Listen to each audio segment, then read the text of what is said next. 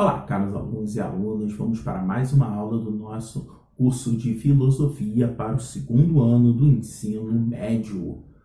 Na aula de hoje a gente vai falar sobre a Revolução Científica e, claro, posicionar em que momento ela vai se dar a passagem da Idade Média para a construção da Idade Moderna. A gente vai observar também dois grandes nomes da Revolução Científica, Nicolau Copérnico e o Galileu Galilei, e, claro, perceber como vai ser construída a ideia do humanismo. Vamos à aula?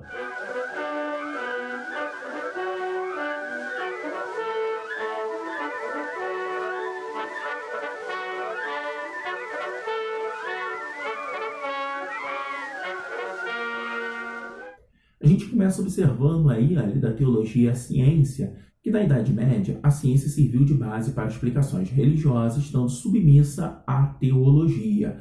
Basicamente, quando a gente percebeu isso na aula passada a respeito de filosofia medieval, a gente observou que, dentro da escolástica principalmente, tudo que era novo, todo novo conhecimento tinha que ter o respaldo ou de um grande filósofo reconhecido pela igreja ou propriamente sobre a Bíblia. Ou seja, isso deixava o pensamento, de certa forma, preso dentro da igreja. E, claro, isso facilitava bastante o controle e o domínio da igreja sobre aquilo que se desenvolvia. Daí que muitas pessoas colocam a Idade Média como um momento de obscurantismo, ou seja, um momento em que não havia muita liberdade de pensar, caso você quisesse pensar algo diferente do que era proposto pela Igreja Católica. Outros fatores que impulsionaram a ciência foram o renascimento científico e a criação da imprensa. Então, nessa passagem da Idade Média para a Idade Moderna, a gente tem o desenvolvimento da burguesia que vai financiar o renascimento, tanto o renascimento cultural,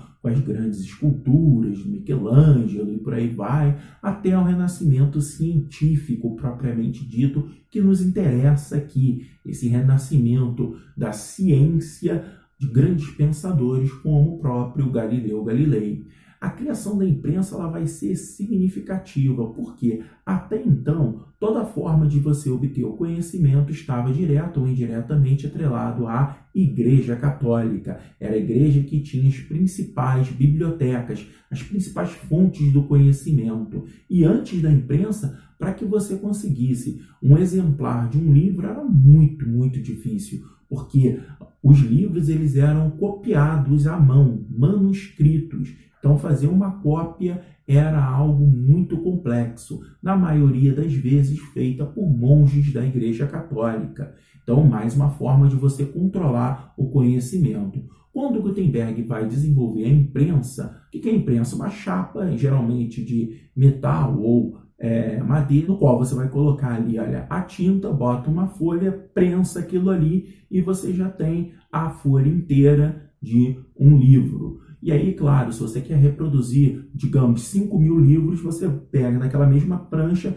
e vai prensando ali 5.000 folhas. Então, folha por folha, depois você monta o livro e você tem uma produção muito maior. Com essa produção muito maior de vários livros, há uma expansão, obviamente, muito maior do conhecimento para outros polos e aos poucos vai deixando de ser algo restrito da Igreja Católica. Um grande pensador aí da época, do finalzinho da época medieval, já nessa passagem para a Idade Moderna, é Nicolau Copérnico. Ele que vai ser um matemático, um astrônomo.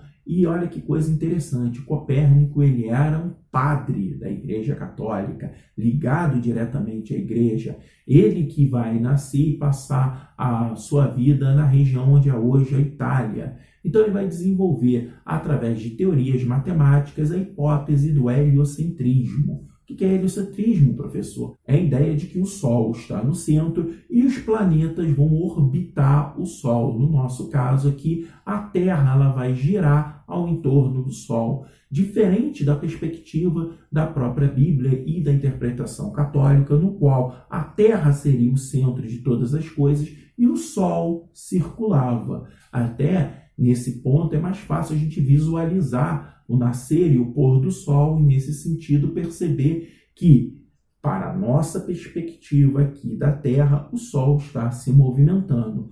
Quando Nicolau Copérnico propõe, através de através de estudos matemáticos, a hipótese heliocêntrica, claro, a igreja vai ver isso com muitos olhos.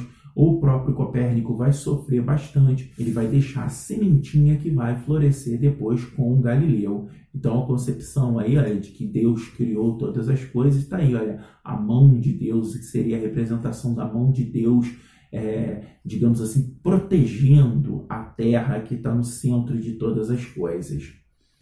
E agora a gente vai falar do Galileu Galilei, ele que vai aprimorar, desenvolver, melhorar absurdamente a luneta, e assim ele vai conseguir provar a hipótese de que Copérnico tinha apresentado, ou seja, ele prova a teoria heliocêntrica. O Sol é a estrela principal no qual a Terra vai orbitar. E claro, isso aí vai ser extremamente mal visto pela Igreja Católica. Então tem a imagem ali do que seria Galileu observando a sua luneta e desenvolvendo toda a astronomia, toda uma grande base aí para o florescimento da astronomia.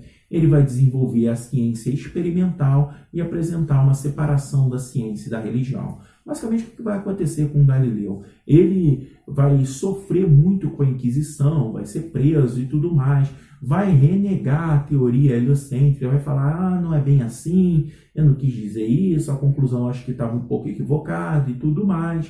E ele vai tentar dar uma melhorada na situação ao dizer que, olha, a gente deve observar que tem que separar as coisas, hein?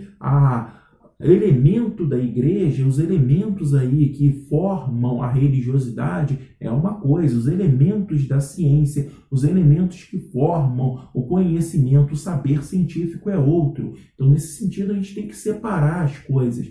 Religião para um lado, ciência para o outro. Ele também, Galileu, está na região onde é hoje a Itália, região essa extremamente dominada pela Igreja Católica. Mas essas ideias vão florescer em outros locais esses que não têm tanto domínio da Igreja Católica, ou passa a não ter mais domínio, como, por exemplo, a Inglaterra. A Revolução Anglicana é espetacular nesse sentido. Por quê? Ora, professor, a Revolução Anglicana ela vai colocar, digamos assim, um ponto final nesse poder da Igreja Católica. Então, quando a gente vai lá e estuda em história, por exemplo, a Reforma Anglicana, a separação do Estado da religião, aonde, no final das contas, o rei com poder absoluto, Henrique VIII, teria o poder também sobre a Igreja, ele vai separar as coisas. E aí, ao separar as coisas, ele abre, obviamente, um caminho revolucionário para a ciência se desenvolver na Inglaterra, coisa que a gente vai pensar vários cientistas e filósofos ingleses que vão desenvolver teses maravilhosas ao longo desse curso aqui. E essa nova ciência, mais ou menos aí, fundada pelo Galileu, ela vai apresentar um saber científico que vai deixar de lado a interpretação da verdade como algo pronto a ser contemplado e passa a perceber a verdade ou a verdade científica como algo a ser criado. Ora, professor, mas o que quer dizer isso, algo pronto a ser contemplado? Eu disse na outra aula, na aula passada, que a Igreja Católica ela vai, digamos assim, promover uma reinterpretação do Aristóteles. O São Tomás de Aquino ele vai reinterpretar a obra do filósofo Aristóteles. E para o Aristóteles ele dizia o seguinte: o universo é finito e todas as coisas estão prontas. Cabe ao homem apenas descobrir, tirar o véu.